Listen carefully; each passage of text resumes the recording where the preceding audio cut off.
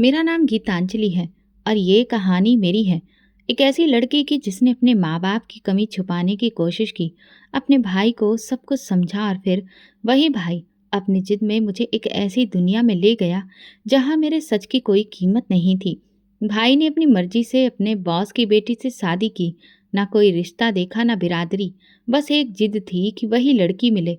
शादी के बाद भाई ने मुझे बताया कि अब हम उसके ससुराल के बंगले में रहेंगे।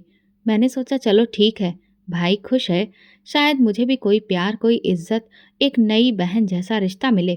लेकिन जैसे ही उस बंगले का दरवाज़ा पार किया, मैंने पहली बार महसूस किया कि मैं वहाँ महल की मेहमान नहीं, बल्कि एक बोझ बनकर आई हूँ। बंगला क्या था, जैसे कोई फिल्मी महल हो, हर चीज़ चमकदार, कीमती और मेरे साधारण वजूद से बिल्कुल अलग।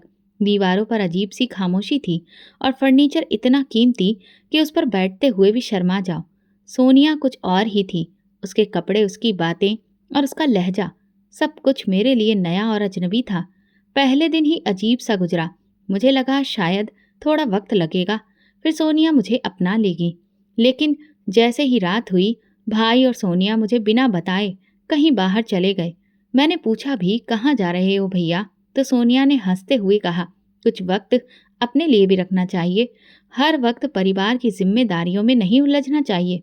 भैया ने कुछ नहीं कहा, बस मेरा कंधा थपथपाया और चले गए। मैं पूरे बंगले में अकेली रह गई। वही बंगला जो बाहर से किसी सपने जैसा लगता था, अब मुझे भूत बंगला महसूस होने लगा। मुझे अपने पुराने घर की याद आई, छोटा सा लेकिन रोशनी और अपनेपन से भरा। अगली सुबह जब वे दोनों वापस आए, मेरी आंखें तब भी जागी हुई थीं। मैंने भैया से कहा, मुझे यहाँ डर लगता है, क्या हम अपने पुराने घर वापस चलें? सोनिया ने तुरंत बीच में पड़कर कहा, ये लड़की हमारी जिंदगी में जहर घोलने आई है।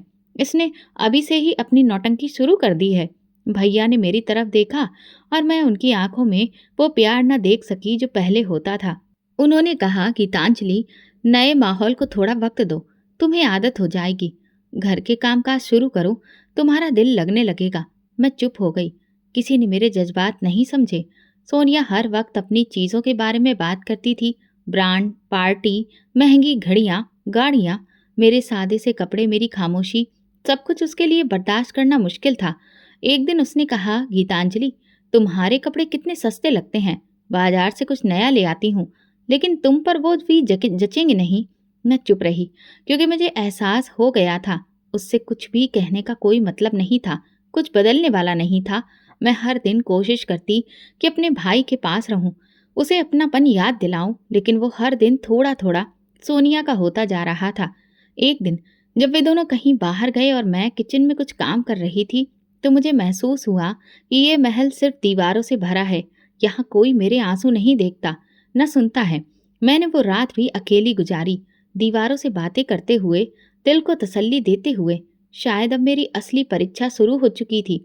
मेरी जिंदगी के दिन एक जैसे गुजरने लगे थे, लेकिन उस शाम कुछ अलग था।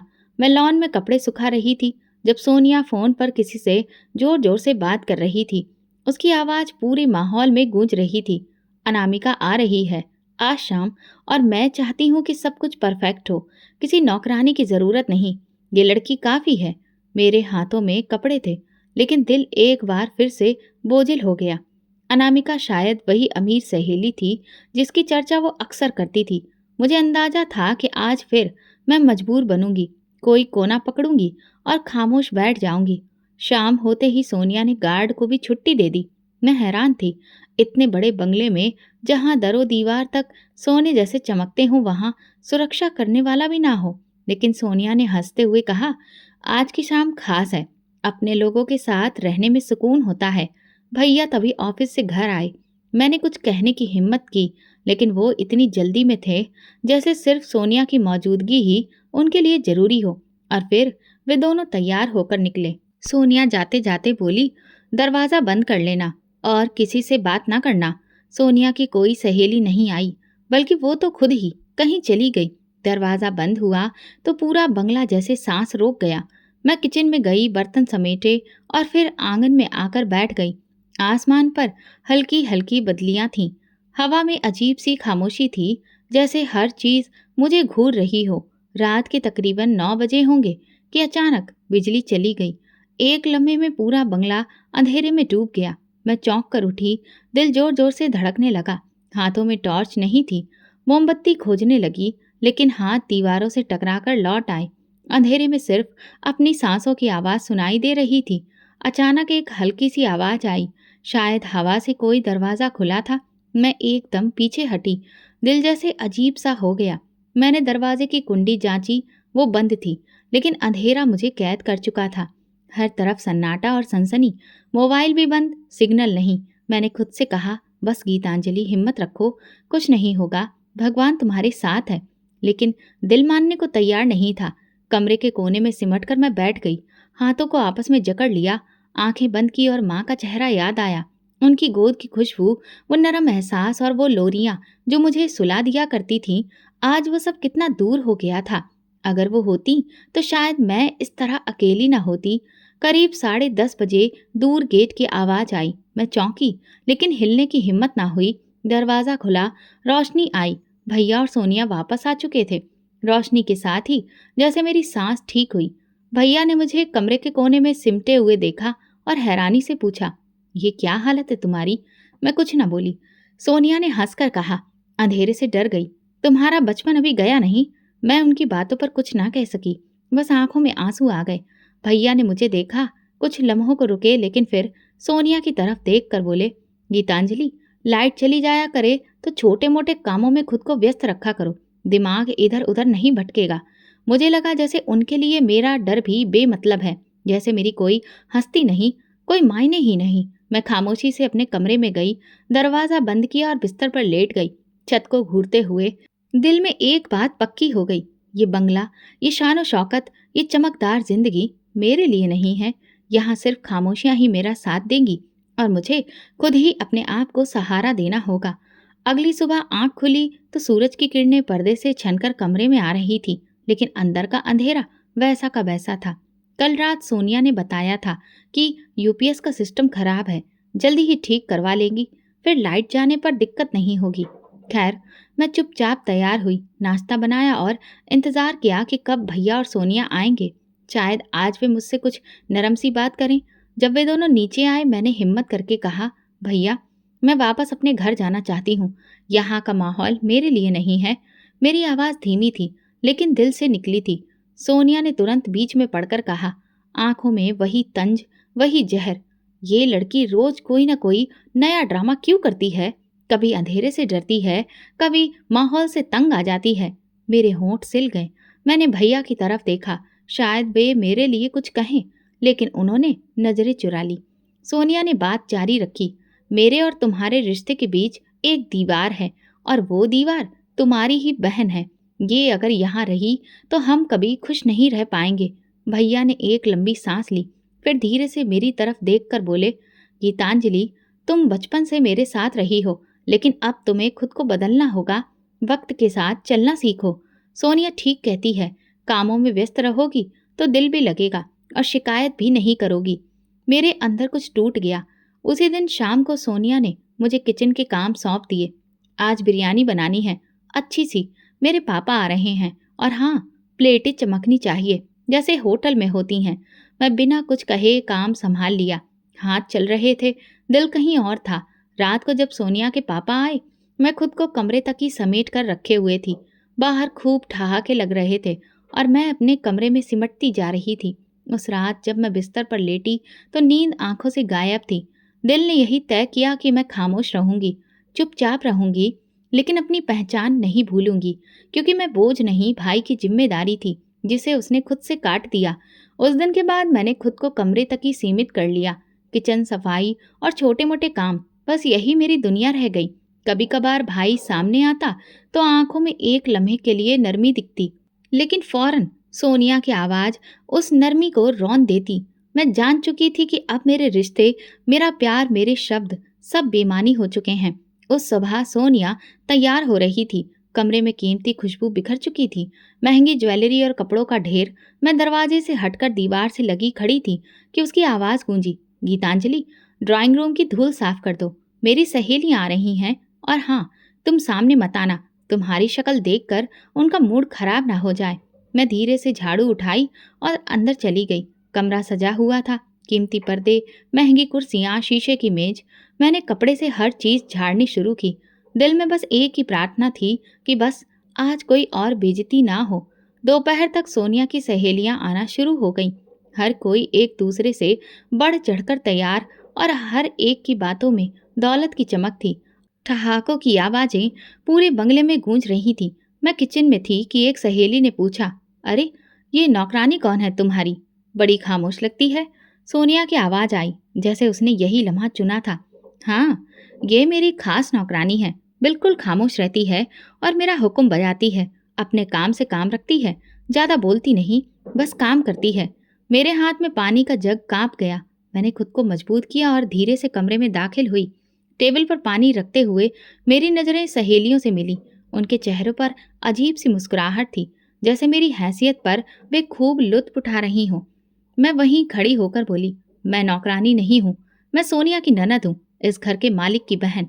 कुछ लम्हों के लिए खामोशी छा गई, लेकिन फिर वही हुआ जिसका मुझे अंदेशा था। एक सहेली ने हंसते हुए कहा, क्या तुम इस महल में ननद हो? तुम्हारे कपड़े तो कहीं से भी ऐसे नहीं लगते और ना ही इस महल की चमक से मेल खाते हैं। दूसरी बोली, सोनिया, तुमने वाकई एक गरीब आदमी से शादी कर ली। तुम्हारी इतनी अच्छी परवरिश, इतना ऊंचा स्टेटस, और ये। सोनिया ने जबरदस्ती हंसी में सब संभालने की कोशिश की, लेकिन उसकी आंखों में बेइज्जती की तपिश झलक रही थी। उसके लिए मेरी सच्चाई एक धब्बा थी, एक ऐसी हकीकत जो उसके चमकते होठों को क्या बाहर आ गई थी। सहेलियां जाते जाते मुझे घूरती रहीं, जैसे मैं कोई भूल हूं जो गलती से उनकी दुनिया में आ गई हूं। शायद मेरे सब्र का पैमाना भर गया था, लेकिन मैं टूटूंगी नहीं। मुझे अपनी माँ याद आई, जो कहती थी, बेटी, अगर कोई तुम्हें नीचा दिखाए तो तुम और ऊंचा उठकर दिखाना, लेकिन शोर किए बिना। आज मैंने पहली बार फैसला किया कि मैं सोनिया की गुरूर की गूंज में अपने वजूद को दबने नहीं दूंगी। चाहे जितने दिन लगे, मैं खुद को, अपने अधिकार को और अपनी पहचान को वापस पकड़ कर रहूंगी। शाम ढल चुकी थी। बंगले के ड्राइंग रूम में महंगे कालीन पर पड़े कदमों के निशान और कांच के गिलासों की खाली आवाज अभी भी सन्नाटे में गूंज रही थी। सोनिया की सहेलियां जा चुकी थीं, लेकिन उनकी बातों का जहर अब भी दीवारों में सांस ले रहा था। मैं किचन में बर्तन समेट रही थी। हाथ काम कर रहे थे, दिल कहीं और था। आज जो कुछ हुआ वो सिर्फ बेइज्जती नहीं थी, वो मेरे वजूद पर एक ऐसी मार थी जिसका खून शायद बरसों तक बहता रहेगा। मैं खामोशी से जग धोती रही, चम्मच संभाली और आंखों की नमी छुपाती रही। दरवाजा एक जोरदार धमाके से बंद हुआ। अगले ही पल सोनिया किचन में दाखिल हुई। उसका चेहरा गुस्से से लाल था, आंखों में चिंगारियां और कदम तेज। वो मेरे बिल्कुल सामने आकर रुकी और उसकी नजरें मेरी आंखों से टकराईं। बहुत हिम्मत आ गई है तुम में, गीतांजलि। तुम हो कौन? क्या हैसियत है तुम्हारी जो मेरी सहेलियों के सामने जुबान चला रही थी? तुम्हें ये अधिकार किसने दिया कि मेरी इज्जत मिट्टी में मिला दो? मैंने नजरें झुका ली। होठों पर खामोशी का पहरा था, लेकिन दिल किसी बगावत में जल रहा था। जवाब दो। उसकी आवाज बुलंद हुई और फिर लम्हे भर में उसका हाथ मेरे चेहरे पर आकर पड़ा। एक तेज जलता हुआ थप्पड़, जो सिर्फ मेरे गाल पर नहीं, मेरी आत्मा पर लगा। मेरा सर एक तरफ को झूल गया और आंखों के सामने सब धुंधला हो गया।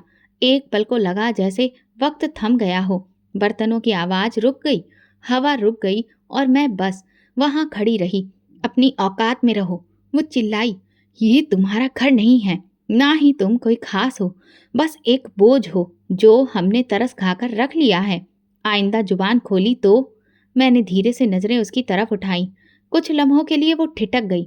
शायद मेरी आंखों की नमी में उसे कुछ नजर आया, शायद मेरी खामोशी में कोई सवाल छुपा था, लेकिन वो बिना कुछ कहे पलटी और बाहर चली गई। मैं वहीं खड़ी रही, हाथ चूल्हे पर रखे थे, लेकिन दिल कहीं और जा चुका था। आंखों से आंसू निकले बिना बहने लगे। ये वो आंसू थे जो आवाज नहीं करते, बस अंदर ही अंदर सब कुछ बाहर ले जाते हैं। मेरे कदमों ने खुद को खींचकर कमरे में पहुंचाया। दरवाजा बंद किया और मैं कालीन पर बैठ गई। खुद को समेट लिया, जैसे अपने अंदर छुप जाना चाहती थी। मैं नहीं जानती थी कि एक ननद को इतनी बेइज्जती सहनी पड़ेगी, कि उसे नौकरानी बनाकर पेश किया जाएगा और सच बोलने पर थप्पड़ मारा जाएगा। मुझे अपनी माँ की बातें याद आने लगी। बेटी, इज्जत कभी मांगने से नहीं मिलती, वो कमानी पड़ती है। लेकिन ये दुनिया कैसी थी जहाँ सच बोलने पर बेइज्जती होती थी और झूठ बोलने वालों को ऊंचे पायदान पर बिठाया जाता था। रात को भैया कमरे में आए। उनकी आंखों में कुछ झिझक थी। उन्होंने मेरे चेहरे की तरफ नहीं देखा, बस आकर बैठ गया। गीतांजलि, वो सोनिया थोड़ी गुस्से वाली है, लेकिन दिल की बुरी नहीं है। तुम कुछ बर्दाश्त कर लिया करो। घर के सुकून के लिए कभी कभी चुप रहना बेहतर होता है। मैंने कुछ नहीं कहा। उसकी बातों में मोहब्बत की झलक नहीं थी, बस समझौते की थी। मेरे गाल पर थप्पड़ का निशान अब भी जल रहा था और दिल में इज्जत का वो जख्म था जिसका कोई मरहम नहीं था। मगर मैं जानती थी ये आखिरी थप्पड़ नहीं था। आगे और इम्तिहान बाकी थे। ये जंग सिर्फ मेरी पहचान की नहीं, मेरी इज्जत की भी थी। और मैं खामोश लाचार ननद अब घमंड से लड़ना सीख रही थी, जो मुझे मिटाना चाहता था। लेकिन मैं मिट्टी नहीं थी। मैं वो बेटी थी जिसकी माँ ने दुआ में सिर झुकाया था। और जब किसी माँ की दुआ किसी बेटी की सुरक्षा के लिए होती है, तो दुनिया की कोई ताकत उसे झुका नहीं सकती। उस थप्पड़ के बाद सब कुछ बदल गया था। शायद मेरे अंदर कुछ टूटकर हमेशा के लिए खामोश हो गया था। मैं दिन भर काम करती, रात को चुपचाप कमरे में जाकर लेट जाती। भैया की नज़र अब भी मुझसे कतराती थी। और सोनिया, वो तो जैसे मेरी मौजूदगी से भी चिढ़ने लगी थी। घर के हर कोने में मेरी बेइज्जती बिखरी हुई थी। लेकिन अब मैं सीख चुकी थी, सवाल नहीं करना है, बस सहना है, झेलना है और जिंदा रहना है। इस खामोशी में एक दिन सोनिया ने ऐलान किया, इस हफ्ते एक बहुत बड़ी पार्टी है। मेरे पापा के बिजनेस पार्टनर्स आ रहे हैं। सब कुछ बेहतरीन होना चाहिए, समझी? मैंने हाँ में गर्दन हिला दी। उसकी बातों में ऐसा लहजा था जैसे वो किसी नौकरानी को हुक्म दे रही हो। भैया खामोश बैठे रहे, जैसे ये सब एक आम बात हो। सोनिया ने मुझे कामों की एक लंबी लिस्ट पकड़ा दी। किचन के खाने से लेकर मेहमानों के इंतजाम तक सब कुछ मेरे ही कंधों पर था। फिर पार्टी का दिन आया। मैंने सुबह से लेकर शाम तक बिना रुके काम किया। किचन पूरी तरह से धुआं धुआं था। आंखों में जलन, पैरों में दर्द, लेकिन दिल में खामोशी। शाम होते ही सोनिया अपनी सहेलियों के साथ तैयार होने लगी। उसकी ड्रेस खूब चमक रही थी। ऐसा लग रहा था जैसे चारों ओर रोशनी बिखेर रही हो। उसके चेहरे पर वही गुरूर था जो मेरे लिए अब जाना पहचाना हो चुका था। गीतांजलि, तुम भी हमारे साथ चलोगी? सोनिया ने अचानक कहा। मैं हैरान रह गई। उसकी आवाज़ में नरमी नहीं थी, बल्कि एक साजिश छुपी थी। भैया ने एक लम्हे को मेरी तरफ देखा, फिर धीरे से बोला, चलो गीतांजलि, तुम अकेली डरती हो ना, साथ चलो। मैंने खुद को तैयार किया। शायद वाकई कुछ बदल जाए, शायद भैया को फिर से मेरी कदर याद आ जाए। मैं मामूली से कपड़े पहनकर तैयार हुई। मेरे पास महंगे ड्रेस नहीं थे और सोनिया ने कभी कुछ लाकर दिया भी नहीं था। जब हम पार्टी में पहुंचे तो वहाँ सब कुछ बहुत आलीशान था। ढेर सारी चमचमाती रोशनियाँ, मेहमानों की चहल पहल, हर तरफ शानदार नज़ारा बिखरा हुआ था। हमारे मेज पर पहुंचते ही सोनिया ने मेरा हाथ पकड़कर रोका। गीतांजलि, तुम उस कोने वाली टेबल पर बैठ जाओ, ज़्यादा सामने मत आना और किसी से बात मत करना। मैं चुपचाप वहाँ चली गई। टेबल पर अकेली बैठी रही। आवाज़ों का शोर था, लेकिन मेरे आसपास एक खामोश घेरा था, जैसे कि मैं वहाँ पर मौजूद ही ना हूँ। थोड़ी देर के बाद एक मेहमान हमारी मेज के करीब आया और सोनिया की तरफ इशारा करके पूछा, ये लड़की कौन है? सोनिया ने मुस्कुराकर कहा, ओह, ये हमारी पुरानी हेल्पर है। घर के कामकाज में हाथ बटाती है, बहुत वफादार है। मेरे हाथ कांपे, लेकिन दिल में एक बार फिर वही खालीपन उतर आया। मेरा दिल चाहा कि उठकर सबको बता दूं कि मैं कोई नौकरानी नहीं, इस घर के मालिक की बहन हूँ। लेकिन मेरी जुबान जैसे बंद हो चुकी थी। मैं वहीं बैठी रही, नजरें झुका ली और आंखों से एक के बाद एक आंसू बहने लगे। उसी पल एक नरम सी आवाज मेरे कानों से टकराई, आप ठीक हैं? मैंने सिर उठाकर देखा तो एक नौजवान मेरे सामने खड़ा था। लंबा कद, संजीदा चेहरा और आंखों में वो नमी जो ना जाने कितनी मुद्दतों से मुझे किसी की आंखों में देखने को नहीं मिली थी। मैंने हाँ में सिर हिलाया। उसने कुर्सी खींचकर मेरे सामने बैठते हुए कहा, मेरा नाम सिद्धार्थ अरोड़ा है। आप बहुत उदास लग रही हैं, क्या मैं कुछ मदद कर सकता हूँ? मैंने सिर झुका लिया। मेरे आंसू रुकने का नाम नहीं ले रहे थे। दिल चाहता था सब बता दूं, लेकिन जुबान साथ नहीं दे रही थी। मैं बस उठी और उसकी तरफ देखे बिना एक और खाली कमरे की तरफ चली गई। सिद्धार्थ वहीं बैठा रहा, शायद हैरान था या कुछ समझने की कोशिश कर रहा था। मेरे दिल में उसकी मौजूदगी एक नए सवाल की तरह हो गई थी, जैसे बरसों से बंद दरवाजे पर किसी ने धीरे से दस्तक दी हो। लेकिन मैं जानती थी, जिंदगी मुझे आसानी से खुशी नहीं देगी। वापसी पर सोनिया के चेहरे पर किसी जीत के जैसी मुस्कुराहट थी। जैसे उसने कोई बहुत कामयाब खेल खेला हो। भैया ने मेरी तरफ देखा। शायद उन्होंने कुछ महसूस किया, शायद वो कुछ कहना चाह रहे थे, लेकिन वही पुरानी खामोशी, वही बेबसी भरी निगाहें। रात को बिस्तर पर लेटी तो सिद्धार्थ का चेहरा बार बार नजरों के सामने आ रहा था। उसकी वो नरम आवाज, वो सवाल, उसका मेरे सामने बैठ जाना, ये सब कुछ मेरे लिए नया था। मैं नहीं जानती थी कि वो कौन है, कहाँ से आया है, या उसकी नीयत क्या थी, लेकिन दिल के किसी कोने में एक उम्मीद ने जन्म लिया था। क्या ये उम्मीद मेरा नया इम्तिहान बनेगी, अंधेरे में कोई रोशनी बनेगी? ये तो अब वक्त ही बता सकता था। लेकिन इतना जरूर जानती थी कि उसके एक लम्हे ने मेरे जख्मों पर एक मरहम सा लगाया था, और ये मेरे लिए किसी दुआ से कम नहीं था। सिद्धार्थ की नज़र ने जो सवाल मेरे दिल में पैदा किया था, वो अगले कई दिनों तक मेरी खामोशी में घुसता रहा। उसे एक मुलाकात ने जैसे मेरे अंदर कुछ अजीब सा पैदा कर दिया था। 2 दिन बाद सोनिया किसी से कॉल पर बात कर रही थी। उसकी आवाज़ तेज थी और उसके शब्द मुझे कांच की तरह चुभ रहे थे। जी सिद्धार्थ, वो गीतांजलि? अरे वो तो दरअसल शादीशुदा है। उसका पति दूसरे शहर में रहता है। बस उनके बीच में कुछ मैटर है, इसीलिए वो यहाँ पर है। मैं किचन में काम करते हुए जैसे पत्थर की हो गई।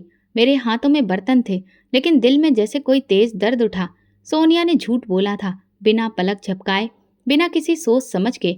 मेरी सच्चाई, मेरे अंदर के अनमोल एहसास को उसने पल भर में मिट्टी में मिला दिया था। मेरे अंदर कुछ चीखा, लेकिन जुबान पर खामोशी ने ताला लगा रखा था। मैं जानती थी, अगर मैं सिद्धार्थ के सामने कुछ बोलने गई तो सोनिया उसे भी मेरे खिलाफ कर देगी, क्योंकि वो तो शब्दों के खेल में बहुत माहिर है और मैं सिर्फ सच्चाई की कैदी।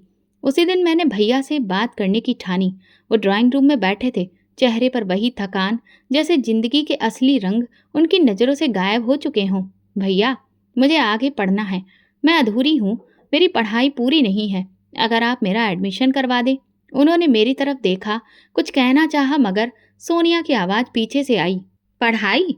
इस उम्र में और यहाँ रहकर? पहले घर के काम सीख लो, फिर सपने देखना। भैया चुप रहे। मेरी रिक्वेस्ट, मेरी इच्छा बस एक बात में ही कुचल दी गई। सोनिया ने कहा, अभी मेरे पैरों में दर्द हो रहा है गीतांजलि, जरा तेल ले आओ और मेरे पैर दबाओ। मैंने कुछ नहीं कहा। तेल की शीशी लाई और उसके कदमों में बैठ गई। मेरी उंगलियां उसके पैरों पर चल रही थीं और दिल में जैसे एक तेज खंजर चुभ रहा था। मैं पढ़ना चाहती थी, कुछ बनना चाहती थी, लेकिन मेरी किस्मत में सिर्फ सेवा करना रह गया था। जब उसके पांव दबाने से मैं फ्री हुई तो उसने सर दर्द का बहाना बनाया। सर पर तेल लगा दो, कल बहुत काम किया था। मेरे हाथ उसके बालों में तेल लगा रहे थे, लेकिन मेरी आंखें छत पर एक बेजान इंसान की तरह टिकी थीं। मैं सोच रही थी कि अगर माँ जिंदा होती तो क्या वो मेरे हाथों को यूं झुकने देती? क्या वो मेरी जिंदगी को इतना सस्ता होने देती? नहीं, कभी नहीं। रात को कमरे में आई तो दिल खामोश था, ना कोई फरियाद, ना आंसू, सिर्फ एक खालीपन। सोनिया की हर चाल मुझे एक बंद कमरे में धकेल रही थी, जहाँ ना कोई दर्द था, ना खिड़की, ना उम्मीद। कई दिन बाद जब मैं आंगन में कपड़े सुखा रही थी, दरवाजे पर किसी गाड़ी के रुकने की आवाज आई। मैं पीछे मुड़ी तो सिद्धार्थ अरोड़ा खड़ा था। उसकी नज़र मेरी तरफ थी, लेकिन उसके चेहरे पर वो नरमी नहीं थी जो पहली बार मैंने देखी थी। हेलो, उसने धीरे से कहा। मैंने सिर झुकाकर जवाब दिया, लेकिन नजरें नहीं उठाई। सोनिया कह रही थी, खैर, यह आपकी जिंदगी का मामला है, इसलिए मैं ज्यादा कुछ नहीं कहूंगा। बस इतना पूछूंगा कि अगर कभी बात करना चाहें तो मैं सुनने के लिए मौजूद हूँ। मेरे दिल में हलचल हुई, लेकिन मैं चुप रही। उसकी नजरें कुछ देर मेरे चेहरे पर टिकी रहीं, फिर वो पलट गया। मैं उसके कदमों की आवाज़ सुन रही थी और दिल में सोच रही थी, उसने यकीन कर लिया। इसका मतलब सोनिया जीत गई। वो हमेशा जीत जाती है। उसी रात सोनिया ने मुझे झाड़ू थमाई और कहा, कमरे साफ करो, मेहमान आएंगे कल।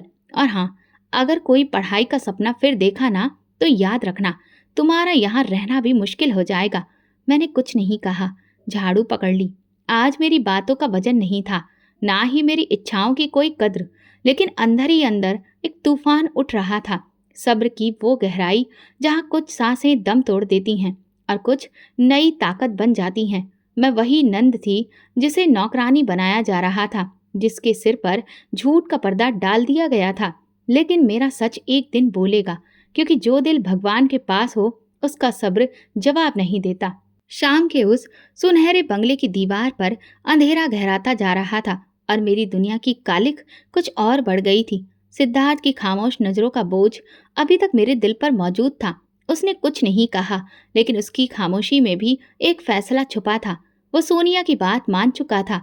मेरे सच को एक बार फिर झूठ की चादर में लपेट दिया गया और मैं एक बार फिर से हार गई थी।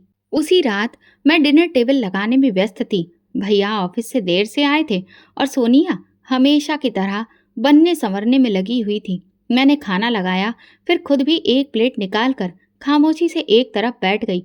कमरे में खामोशी थी, लेकिन सोनिया की आंखों में गुरूर की चमक तैर रही थी। मैंने निवाला मुंह में रखा ही था कि सोनिया उठकर मेरे पास आई। उसने मेरी प्लेट जोर से मेरे सामने से खींची और उसे जमीन पर रख दिया। तुम्हारी औकात टेबल पर बैठकर खाने की नहीं है गीतांजलि। आइंदा अगर हमारे साथ बैठने की कोशिश की तो याद रखना, तुम्हें खाने को भी नहीं दूंगी। जमीन पर बैठकर खाओ जहां तुम्हारी औकात है। मेरे हाथ कांप कर रह गए और दिल में एक टीस उठी। मैं पत्थर सी आंखों से उसे देख रही थी। भैया ने कुछ कहने की कोशिश की, लेकिन सोनिया की एक तेज नजर ने उनके होंठ सिल दिए। मैंने जमीन पर रखी प्लेट की तरफ देखा। खाना अभी गर्म था, लेकिन मेरी आंखों में बर्फ उतर चुकी थी। मैं धीरे से उठी, प्लेट को वापस उठाया और उसी जमीन पर बैठकर खाने लगी। मेरी आंखों से आंसू नहीं बहे, लेकिन दिल में कुछ चुभ गया। सोनिया ने गहरी नजर डालकर तंजिया लहजे में कहा, देखा, अब ये सीख रही है अपनी हैसियत में रहना। मैंने निवाला मुंह में डाला और पहली बार मेरी जुबान से एक बात निकली जो कि नरमी में लिपटी थी, लेकिन उसमें बिजली की तेजी थी। भगवान से डरो सोनिया, ये दुनिया हमेशा की नहीं। जो गुरूर तुम अपने लहजे में लेकर चलती हो, एक दिन वही तुम्हें मिट्टी में मिला देगा।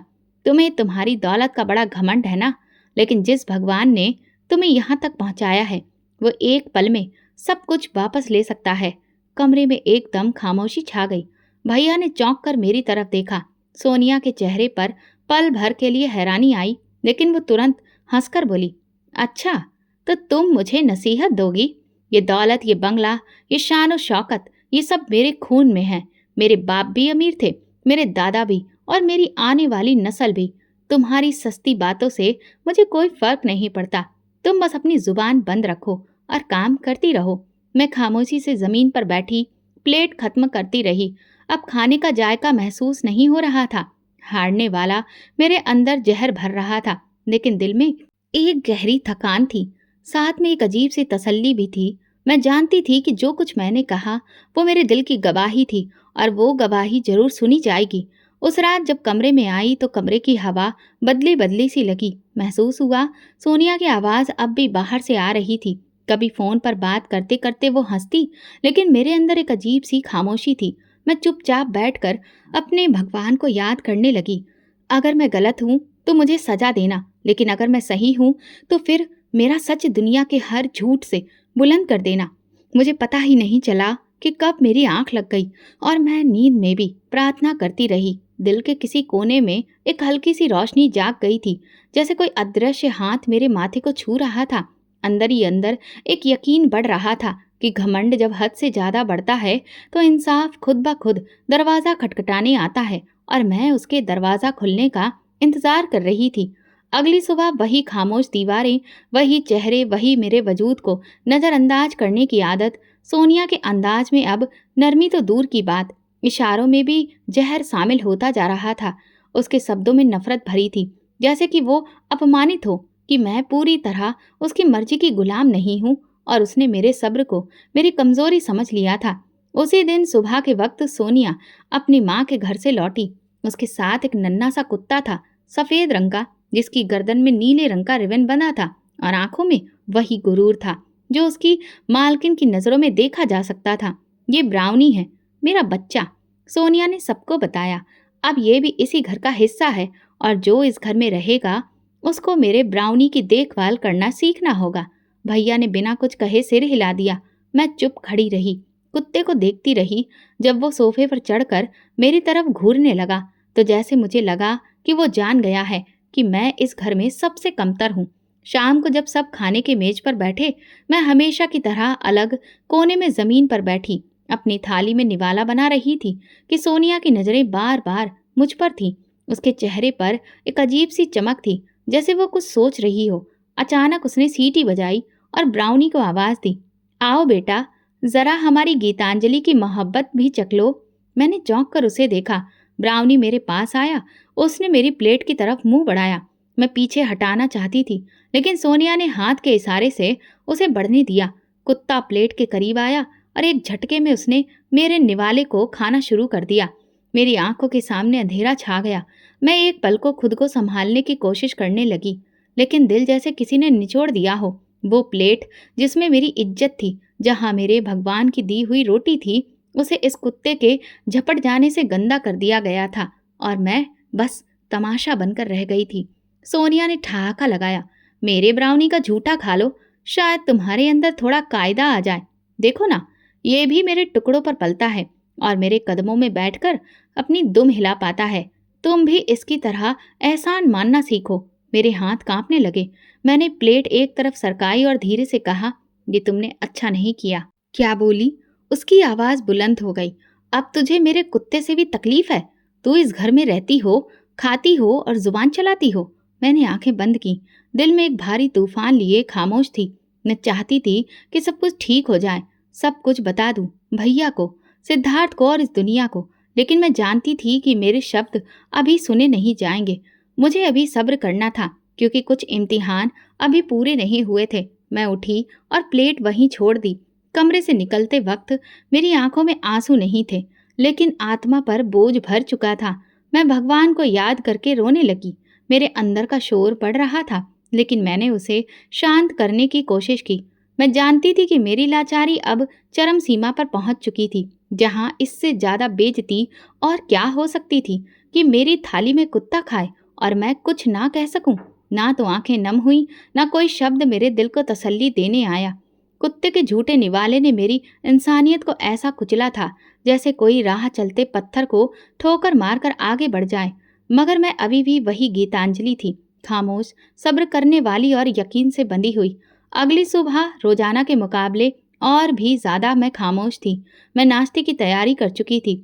सोनिया अपने कमरे से निकली तो उसके हाथ में महंगे ब्रांड के जूते थे और उसके चेहरे पर वही सुकून, वही शक्ति जो मेरी दुनिया हिलाने के लिए तैयार थी। वो ड्राइंग रूम में आई और मुझे सामने बुलाकर खड़े होकर जूते जमीन पर रख दिए। गीतांजलि, इन पर कुछ मिट्टी लग गई है, साफ कर दो जल्दी, मुझे देर हो रही है। मैं एक पल चुप रही। उसके कदमों के करीब रखे जूते को देखा और दिल के अंदर कुछ अजीब सा हिलने लगा। मैंने धीरे से कहा, मैं जूते साफ नहीं करूंगी। मैंने कभी किसी का जूता नहीं उठाया और ना ही अब उठाऊंगी। मैं यहाँ नौकर नहीं हूँ सोनिया। शायद पहली बार मेरे अंदर की खुददारी झलकी। सोनिया के चेहरे पर पल भर के लिए हैरानी थी, लेकिन वो फौरन दब गई। उसके नाजुक हाथों में गुस्सा था। उसने एक कदम आगे बढ़ाया। क्या कहा? तुम मुझे इनकार कर रही हो? उसने दांत पीसते हुए कहा। तुम जैसे लोग जिन्हें मैं अपने कदमों तले बिठा दूं, वो जुबान चला रहे हैं। तुम्हें खाने को दे रही हूँ, रहने को जगह दे रही हूँ, और तुम मेरी इज्जत के सामने इनकार कर रही हो। मैंने उसकी बात खामोशी से सुनी, आंखें नीचे किए, लेकिन दिल में एक अजीब सी लहर उठी। मेरी खामोशी उसके घमंड को जलाने लगी थी। मैं मुफ्त की रोटियां नहीं तोड़ती सोनिया। मैं काम करती हूँ, इज्जत से जीती हूँ। तुमने अगर मुझे यहाँ रखा है तो मजबूरी में नहीं, मेरे भाई की बहन होने के नाते। मैं तुम्हारे कदमों की जूती नहीं हूँ। मेरी बात अभी पूरी भी नहीं हुई थी कि उसने एक झटके से अपनी जूती उठाई और मेरे पेट पर जोर की ठोकर मारी। मैं पीछे लड़खड़ाई, जमीन पर गिर पड़ी। कमर के नीचे फर्श की चोट ने एक लम्हे को सांस रोक दी। तुम्हारी इतनी औकात कि मेरे सामने जुबान चलाओ? उसने गुस्से से कहा। तुम अब मेरे पैरों की जूती भी नहीं रही।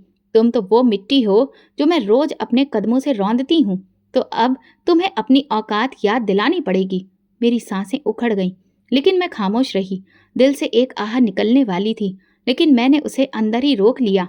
आंखों में आंसू नहीं थे, सिर्फ एक खामोश आग सुलग रही थी। भाई आंगन में आ चुका था। उसने हमें देखा, लेकिन मुंह से कुछ भी कहने की हिम्मत नहीं हुई।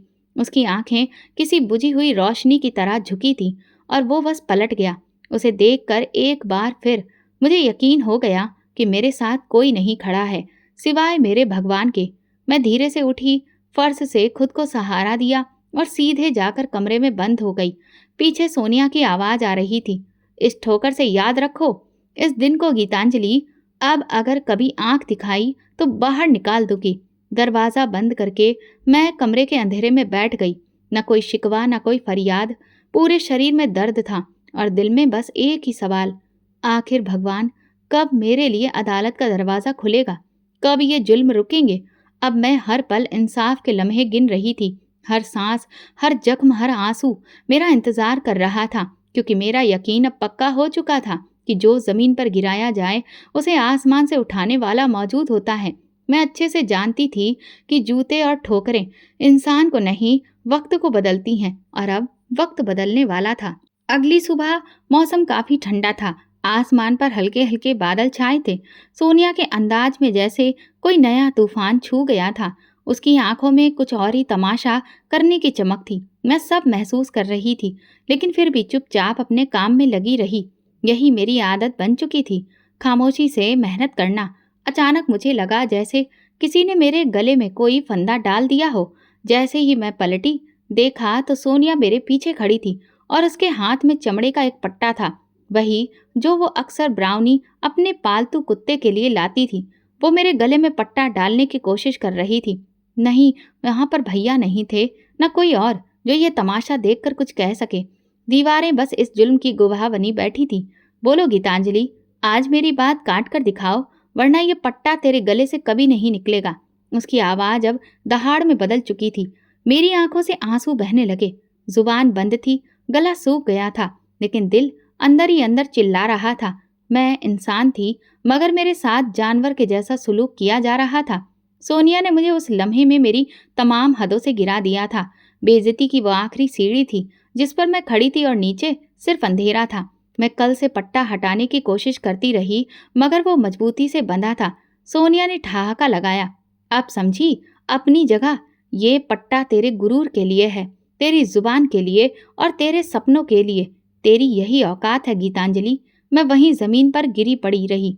गला फाड़ कर नहीं चिल्लाई, बल्कि अंदर ही अंदर टूट कर मेरी सिसकियां निकलने लगीं। कोई नहीं था उन्हें सुनने वाला। सोनिया कमरे से बाहर निकल गई, पट्टा मेरे गले में छोड़कर। उसकी चाल में वही गुरूर, वही जीत थी। उसने जो करना चाहा था कर दिखाया था। अब मैं महज एक खामोश वजूद थी, जिसे बेइज्जती के खूंटे से बांध दिया गया था। मेरे शरीर में ताकत नहीं बची थी। मैं वहीं जमीन पर भगवान को याद करके रोती रही। तुम देख रहे हो ना, मैं तुमसे भीख मांग रही हूँ। तुम सब जानते हो, सब सुनते हो, लेकिन मेरी मुश्किलें कम नहीं करते। बस मुझे सब्र दे रहे हो। अगर ये किसी का जुल्म है तो मुझे इस मिट्टी में मिला दो। मेरे हाथ कांप रहे थे, पर दिल में पहली बार एक ऐसी रोशनी महसूस हुई जो इन अंधेरों को चीरने के करीब थी। मैं पूरा दिन कमरे से बाहर नहीं निकली। भैया ने मेरी खबर नहीं ली। उस रात वो पट्टा मेरे पास ही रखा रहा। वो मेरी बेइज्जती को मुझे बार बार याद दिलाता रहा। रात का आखिरी पहर था। एक हल्की सी ठंडी हवा कमरे के दरवाजे के नीचे से अंदर दाखिल हुई। मेरे चेहरे पर लगे आंसुओं की नमी सूख चुकी थी, लेकिन अंदर दिल सुलग रहा था और बस बार बार कह रहा था कि आखिर इंसाफ कब होगा। अगली सुबह मैं अपना काम कर रही थी। सोनिया हर रोज की तरह अपने नखरे, हुक्म और ताने लिए इधर उधर घूम रही थी। भैया को ऑफिस के लिए तैयार होते देखा। उनके चेहरे पर एक अजीब सी लकीरें थी, जैसे वो किसी अंधेरे सफर में खो चुके थे। तभी फोन बजा। सोनिया ने फोन उठाया और जैसे ही दूसरी तरफ से आवाज आई, उसके चेहरे का रंग बदलने लगा। पहले आंखें फैली, फिर रोंगटे खड़े हो गए। फोन उसके हाथ से गिरकर फर्श पर जा गिरा। भैया भागते हुए अंदर आए। सोनिया को देखा, फिर जोर से चिल्लाए, फैक्ट्री में आग लग गई है, सब कुछ जल गया। भैया के कदम जैसे जमीन से चिपक गए। उनकी आंखों में खौफ जलते हुए नजर आए, और सोनिया के चेहरे पर वो गुरूर पहली बार टूटता महसूस हुआ। वो दीवारों को देखने लगी, जैसे कुछ समझने की कोशिश कर रही हो, लेकिन शब्द उसकी जुबान पर रुक गए। कमरे में हड़कंप मच गया। फोन पर कई कॉल्स आने लगे। चेहरे पर पसीना, दिलों में हलचल। कुछ ही देर में खबर पूरी तरह फैल चुकी थी। फैक्ट्री में रात गए शॉर्ट सर्किट से आग लग गई थी। फायर ब्रिगेड देर से पहुंची, और जब तक पहुंची करोड़ों का माल खाक हो चुका था। इसके बाद कर्ज लेने की फाइलें खुली। इन्वेस्टर्स ने पैसे वापस मांग लिए, और साथ में ये तय हुआ कि जो नया बंगला फैक्ट्री के नाम पर खरीदा गया था, वो भी अब जब्त होने वाला है। मैं कमरे के दरवाजे से बाहर की सारी भाग दौड़ देख रही थी। सोनिया की चाल, जो हमेशा शान से भरी होती थी, अब घबराहट में डूबी थी। उसकी आवाज से वो ताने, वो गुरूर सब गायब हो चुके थे। वो फर्श पर बैठ गई, सिर पकड़कर बोली, मेरा सब कुछ लुट गया, मेरा बंगला, मेरी इज्जत, मेरी दुनिया। भैया ने उसे सहारा देने की कोशिश की, लेकिन उनकी अपनी आंखों में भी आंसू थे। उनका गुरूर, उनकी मर्दांगी, सब कुछ सोनिया के साए में छिप चुका था। और अब जब वो साया मिट्टी में मिल रहा था, तो भैया भी खुले आसमान तले अकेले खड़े रह गए थे। कुछ दिनों के अंदर सब खत्म हो गया। फैक्ट्री बंद, बंगला जब्त और कर्जदारों की धमकियां आने लगी। हम सबको पुराने घर वापस आना पड़ा। वही छोटा सा घर जो कभी मेरा सुकून था और जिसे छोड़कर हम उस बड़े बंगले में कदम रखने पहुंचे थे। जब मैं उस घर की दहलीज पर दोबारा घुसी तो दिल में एक खामोश सुकून था। मैंने पीछे मुड़कर सोनिया को देखा। उसका चेहरा सफेद था, बाल बिखरे हुए और हाथों की मेहंदी जैसे अतीत की बातें बन चुकी थी। वो खामोशी के नीचे दबी थी, जुबान बंद, वही जुबान जो कभी मेरी बेइज्जती के लिए तेज धार तलवार थी। उस रात फिर मैंने भगवान से प्रार्थना की और रोते हुए कहा, भले ही तुम्हारा इंसाफ देर से आया, लेकिन पूरी तरह से आया है। ऐसा कि तुमने सच में उसके गुरूर को तोड़ दिया, जो इंसानियत को भी रौंद रहा था। सोनिया अब अपनी खामोशी में वो सब सुन रही थी जो मैं बरसों से कहना चाहती थी। मैं जान चुकी थी कि प्रार्थना जब सच्चे दिल से निकले, सब कुछ हल हो जाता है और भगवान का तराजू कभी गलत नहीं तोलता। जिंदगी ने एक चक्कर पूरा कर लिया था। वही पुराना छोटा सा घर जिसे हम पीछे छोड़ आए थे, अब हमारे लिए सबसे बड़ा सहारा बन चुका था। फर्क बस इतना था कि इस बार हम अमानत की छांव में नहीं, बल्कि गुरूर की मिट्टी चाट कर वापस आए थे। सोनिया के कदम अब नरम नहीं रहे थे। उसकी नजरें हर किसी से झुकी रहती थीं। वो लड़की जो अपनी हंसी में दूसरों की बेइज्जती ढूंढती थी, अब खामोशी की चादर ओढ़ चुकी थी। भैया ने फिर से पुरानी नौकरी शुरू कर दी, वही पुरानी तनख्वाह, लेकिन इस बार उनके चेहरे पर सुकून का एक साया था, जैसे अब वो उस वक्त को समझ पाए थे जो उन्होंने अपनी बहन को रौंद कर कमाया था। भैया सुबह ऑफिस जाते वक्त मुझे एक नज़र देखते, कुछ कहने की कोशिश करते, लेकिन शायद शर्मिंदगी ने उनकी जुबान पर ताला लगा दिया था। घर में खामोशी थी, मगर सुकून था। मेरे लिए कोई हुक्म नहीं था, कोई ताना नहीं, कोई जूता नहीं और कोई पट्टा नहीं। सिर्फ छोटा सा किचन, कुछ बर्तन और मेरी तन्हाई, जो अब मेरी आज़ादी बन चुकी थी। मैं अपने भगवान का शुक्रिया अदा करती और दिल में एक सुकून आ गया था। एक दिन दरवाजे पर दस्तक हुई। दरवाज़ा खुला तो सामने सिद्धार्थ खड़ा था। उसकी आंखों में वही नरमी थी जो कभी पहली बार मैंने देखी थी, लेकिन इस बार उसमें यकीन भी झलक रहा था। उसके हाथ में एक लिफाफा था। उसने धीरे से मेरी तरफ बढ़ाकर कहा, मुझे सब सच पता चल चुका है गीतांजलि। सोनिया का झूठ, तुम्हारी खामोशी, तुम्हारा सब्र, सब कुछ। मुझे अफसोस है कि मैं तुम्हारे सच को पहचान नहीं सका, मगर अब मैं देर नहीं करना चाहता। लिफाफे में मेरे लिए रिश्ता था, एक ऐसा रिश्ता जो इज्जत के साथ, बराबरी के साथ और सच्चाई पर टिका था। मेरी आंखें कुछ लम्हों के लिए धुंधला गईं, जैसे बरसों का दुख जो रिश्ते की तलाश में भटकता रहा अब थम चुका हो। शाम को जब भैया आए तो मैंने उन्हें लिफाफा दिखाया। उन्होंने सिर्फ धीरे से कहा, गीतांजलि मुझे माफ कर दो, मैं तुम्हें अकेला छोड़ गया उस वक्त जब तुम्हें सबसे ज्यादा मेरी जरूरत थी। मैंने उनसे धीरे से कहा, मैंने तुम पर कभी इल्जाम नहीं लगाया भैया, मैं तो बस भगवान से ही इंसाफ मांगती रही। फिर हमारी शादी सादगी से हुई, शोर शराबे से नहीं। सिद्धार्थ ने मुझे वो इज्जत दी जो कभी शब्दों में भी समेटी नहीं जा सकती।